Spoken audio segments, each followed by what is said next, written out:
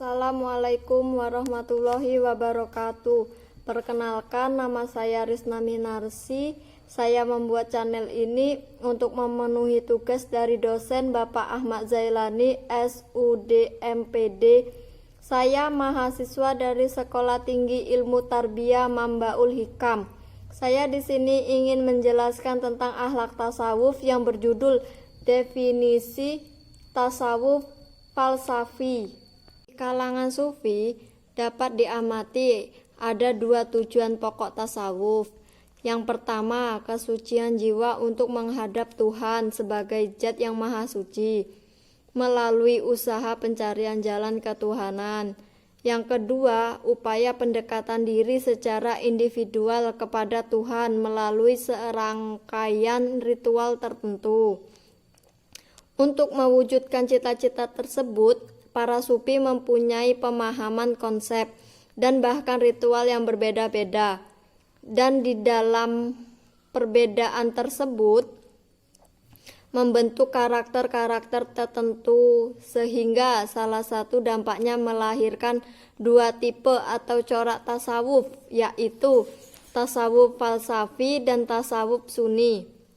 Tasawuf filsafi adalah sebuah konsep ajaran tasawuf yang mengenal Tuhan atau makrifat, dan pendekatan rasio atau filsafat sehingga menuju ke tingkatan yang lebih tinggi.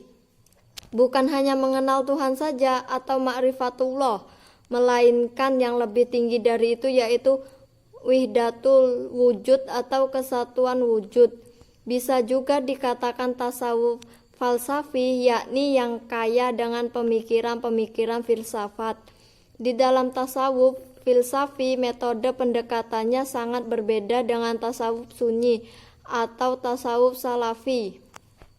Kalau tasawuf sunni dan salafi lebih menonjol kepada bagi praktis, sedangkan tasawuf falsafi menonjol kepada segi teoritis, sehingga dalam konsep-konsep tasawuf falsafi lebih mengedepankan asas rasio dengan pendekatan-pendekatan filosofis yang sulit diaplikasikan ke dalam kehidupan sehari-hari, khususnya bagi orang awam, atau bahkan bisa dikatakan mustahil.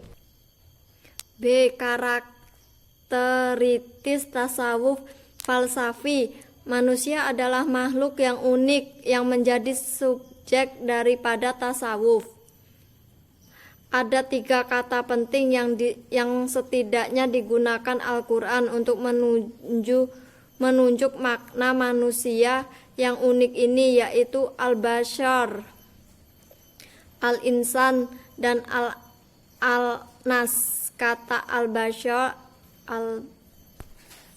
al-basar dan dinyatakan dalam Al-Quran sebanyak 36 kali, tersebar dalam 26 surat. Secara etimologi, al-basar berarti kulit kepala, wajah atau tubuh yang menjadi tempat tumbuh rambut. Apabila dihayati informasi-informasi yang disebut dalam Al-Quran, dapat dipahami bahwa proses kejadian manusia ada 7 tahap. Ketujuh tahap tersebut adalah: 1. Berasal dari saripati tanah. 2.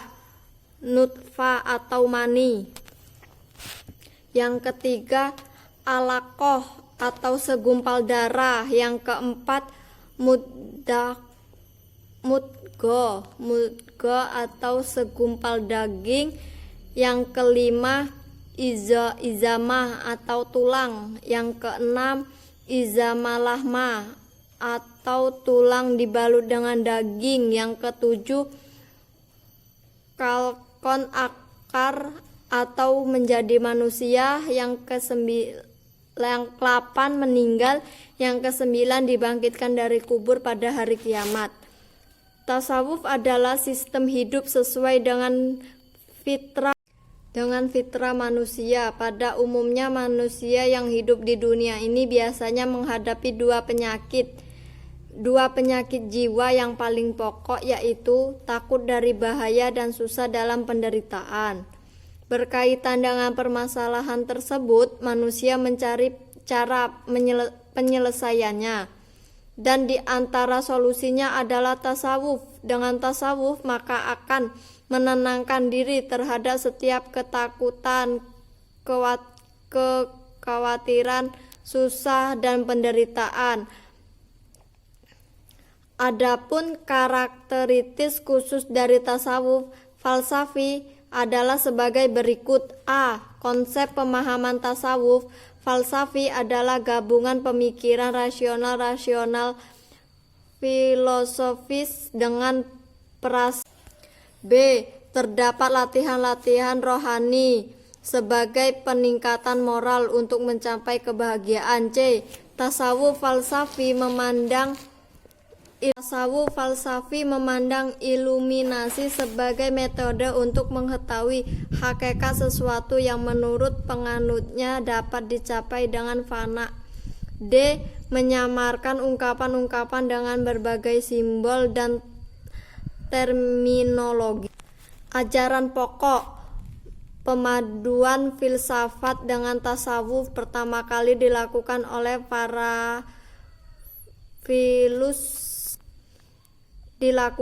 para filsuf Muslim ketika sedang mengalami Helenisme pengetahuan.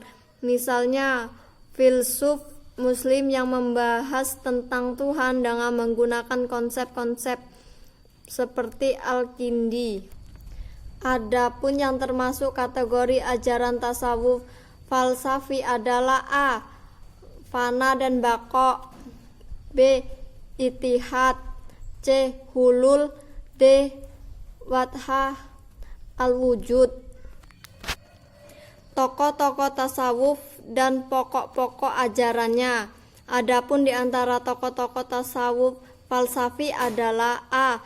Syekh Akbar Muhyiddin al-Din Ibnu Arabi, wafat pada tahun 638 Hijriah. B. Suhrawardi al-Maktul, wafat pada tahun 549 Hijriah. C. Ibnu Sabi'in, lahir pada tahun 614 Hijriah. D. Abu Sulaiman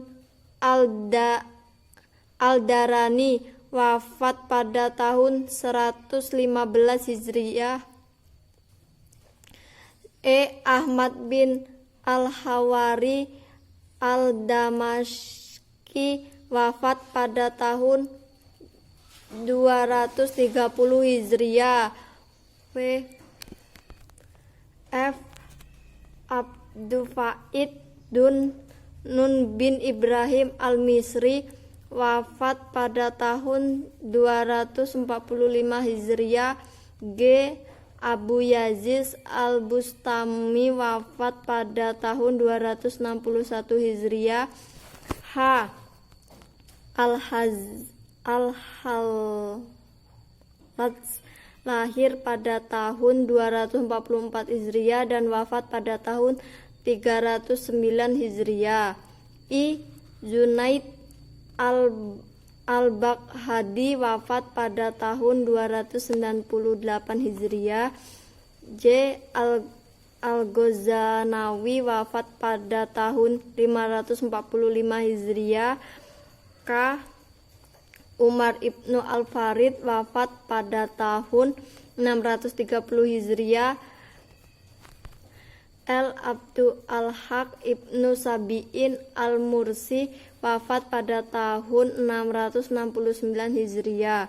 Adapun di antara tokoh tasawuf yang sangat dikenal dan masyhur di kalangan masyarakat adalah sebagai berikut. A. Al-Hallaj, nama lengkapnya adalah Husain bin Mansur al-Hallaj. Dia lahir pada tahun 244 Hijriah atau 858 Masehi di negeri Baidah, salah satu kota yang ada di Persia. Beliau pernah keluar masuk penjara akibat konflik dengan ulama fikih dikarenakan pandangan tasawufnya yang ganjil. Pada akhirnya pada tahun 309 Hijriah atau 920 Masehi, Khalifah Al-Mu'tasim Bilal dari Bani Abbas memutuskan agar Al-Hallaj dihukum mati. B. Suhrawadi Al-Maktul. Suhrawadi dilahirkan pada tahun 549 Hijriah atau 1153 Masehi di desa Surawat, Persia modern.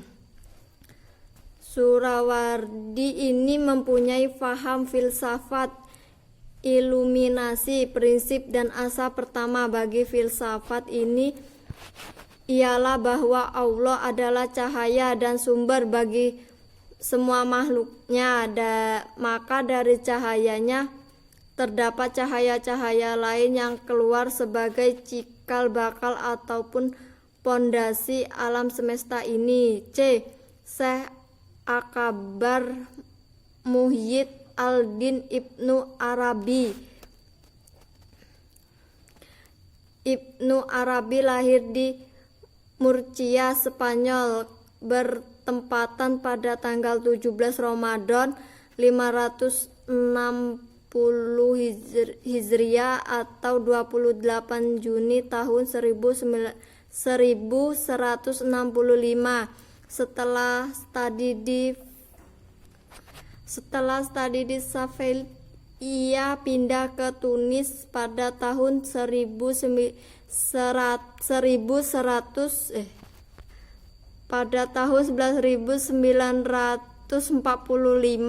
dan di sanalah ia masuk dalam aliran Sufi.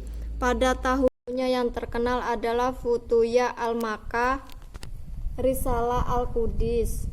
Dari saya, apabila ada kurang lebihnya atau kesalahan-kesalahan yang lainnya, saya mohon maaf yang sebesar-besarnya. Wassalamualaikum warahmatullahi wabarakatuh.